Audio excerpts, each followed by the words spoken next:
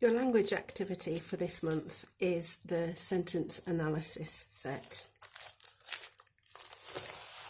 So in your wallet, you have some arrows with labels on.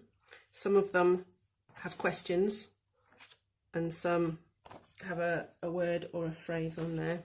And you'll need to cut these up so that they can be used with the sheets. Then these sheets here, there's six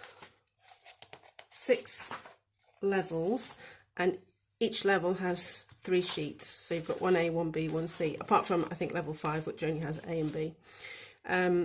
And these are going to be cut up by the children. So you'll want to, if you plan on using them again, which you most likely will want to, you might need to make some photocopies of these so that your children, so that you've still got your original copy when your children cut these ones up.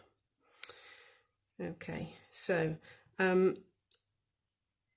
you would want to start these with your children when they're confident with at least articles, nouns, verbs and adjectives. If they're very confident with those 4, you can start on the sentence analysis. They don't need to know every single one of these in the box.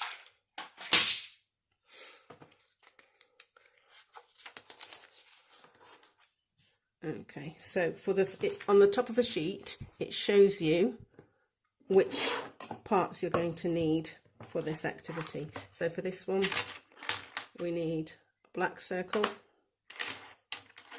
a red circle, and the black arrow. And the black arrow that you need for this one is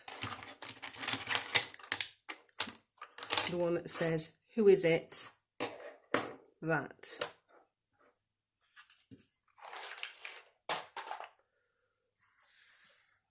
Okay, so when you do the sentence analysis,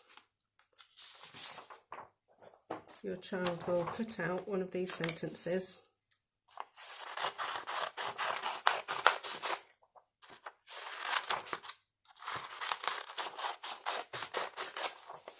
and the very first thing they always need to do with their sentence is to find the verb or the predicate and underline it. So in this one, it's tweets. So we underline the verb tweets, and then we cut that part off and place it on top of our circle, which is for the predicate or the verb. Then we ask the question, who is it that tweets? Or what is it that tweets? So who tweets in this sentence? A bird. A bird tweets. So the first time you do this activity, that's all they'll do each time, is go through each of the sentences, cutting them out, underlining the verb, and you can start to call it the predicate for the sentence analysis, and placing it onto the red circle, asking themselves the question, who is it that, or what is it that, and then finding the answer to that. So in this case, a bird, and then we have tweets. Who is it that tweets? A bird tweets. Then the second time, or when your child is confident with this, you can then, instead of choosing the arrow that says who is it that, or what is it that, you can choose the arrow that says subject, so that your child then learns that in this sentence a bird is the subject. So we're not going to cut the "a" off because the subject is all of that. A bird tweets. Okay, and then there are 3 sheets that practice just with these arrows, so just with the predicate and the subject, and they just get slightly more difficult as you go along. So this one on here has the children are cheering, so it's a little bit more difficult perhaps for the children because are cheering needs to be underlined and placed onto the predicate circle. So they're beginning to recognise that you can have more than one word here. That's all part of the predicate, and here the children is all part of the subject. And then on 1C we have again more sentences, just a little bit more complicated. So we've got the fluffy little kitten. All of that is the subject, and is purring is your predicate. So they first underline the verb or the predicate, they place it onto the circle, then they ask who is it or what is it that is purring. The fluffy little kitten is purring, so the fluffy little kitten is the subject. So that's 1A, 1B and 1C. Now you can write your own sentences for your children, of course, or your children can write their sentences down and have a go at cutting them up, or writing them for each other. That's always fun to do. So when you get to 2A, you need the extra circle.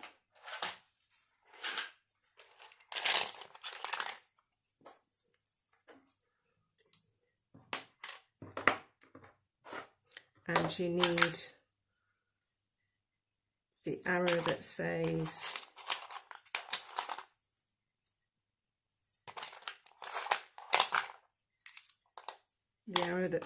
whom or what. Okay, so we put them all to one side.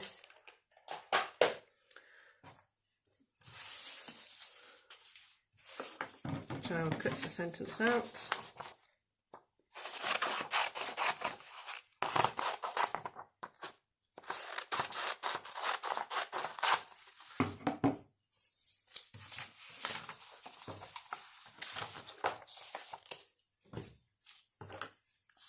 First thing they have to do is find the predicate. So underline it with a red pen. So it's hit. So we bring over our red circle and put our predicate onto it. Then, as usual, we ask ourselves the question, who is it that hit? And in this sentence, our answer is you. And when you've asked who is it that hit, you can then ask your next question with whom or what did you hit? So in this sentence we have the drum.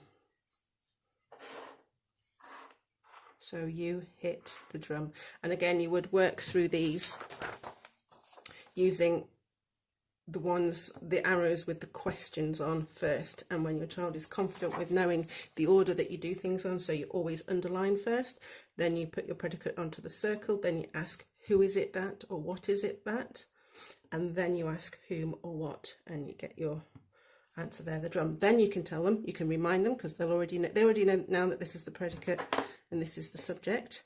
So the next time you do it, you can use your arrows. Here they're on the back, but on yours you've got separate ones. So the next time around you can use the direct object arrow there, so they learn that this is the direct object. And when they've done it a few times, you can ask them to point out the different ones. So can you point out to me which one is the predicate, which one is the direct object, which one is the subject, or can you tell me what part of the sentence is the drum? And they should be able to tell you those. Okay, and then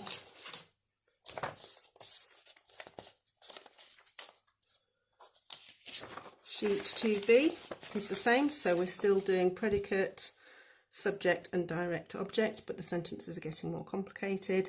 The boy should have bought the milk, so they underline should have bought, that's the predicate. And then we ask who is it that should have bought? The boy, so the boy is the subject, and what is it that he should have bought? The milk, so the milk is the direct object. And again, 2C there, just using slightly more complicated sentences. Your child will need to be to have a good reading level for this if they're going to do it alone, or you can work with them and read the sentences to them, but to be able to do this on their own, they need to be able to read fairly confidently. Okay, so for set 3 we add in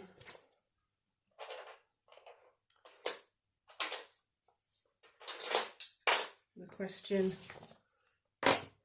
2 or 4 to whom or to what or for whom or for what. So again, I'll show you with the first one. So we always move those questions to the side again, so that the child, each time you do a sentence, the child puts them back at the side. Otherwise they'll find that they're already in the right order. So they always look for the predicate. So in this sentence, there's our verb, taught. I'll cut it out.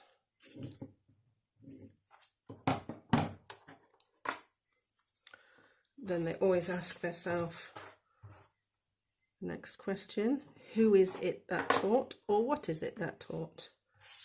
They taught. Put that one over. And then you ask, whom or what did they teach? So we've got they taught Sam and Max the alphabet. So whom did they teach, or what did they teach? It's the alphabet. They taught the alphabet. And then we have to whom or to what or for whom or for what did they teach? And then we have Sam and Max. That's not quite in view, is it? Let's move that down a bit. So again, you work through all of those. Sheet B and C use the same model, but just more complicated sentences. When they're confident with answering these questions, when you're using the question arrow, then you can switch to the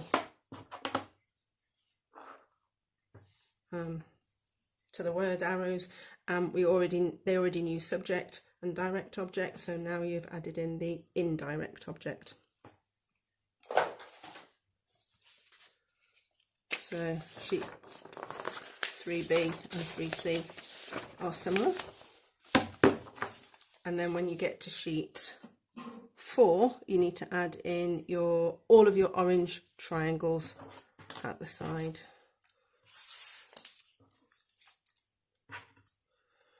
And again, you start with the ones that have the questions on.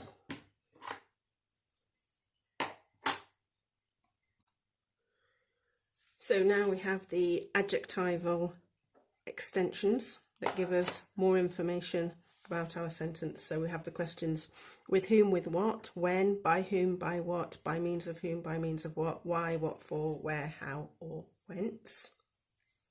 So we start again, as usual, by underlining the predicate. We emptied the bin because it was full, so emptied is our predicate. And we place that onto our red circle. Then we always ask, who is it or what is it that emptied? And in this one it's we. So we emptied.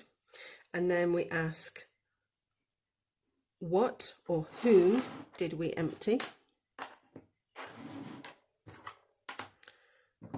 We emptied the bin. And then we always ask, to whom or to what or for whom or for what did we empty? Now in this sentence, we didn't empty it for anybody. We don't have that information, it's not given in the sentence, but we always ask it to make sure. And if it's not in there, we just put that one back. And then we have because it was full. So we look at our adjectival extensions here and decide which one could go with it. So whence, how, where, what for, why, by means of whom or what, by whom, by what, when, or with whom, or with what. So because it was full answers the question why. So we choose our why adjectival extension and we pop it on like that.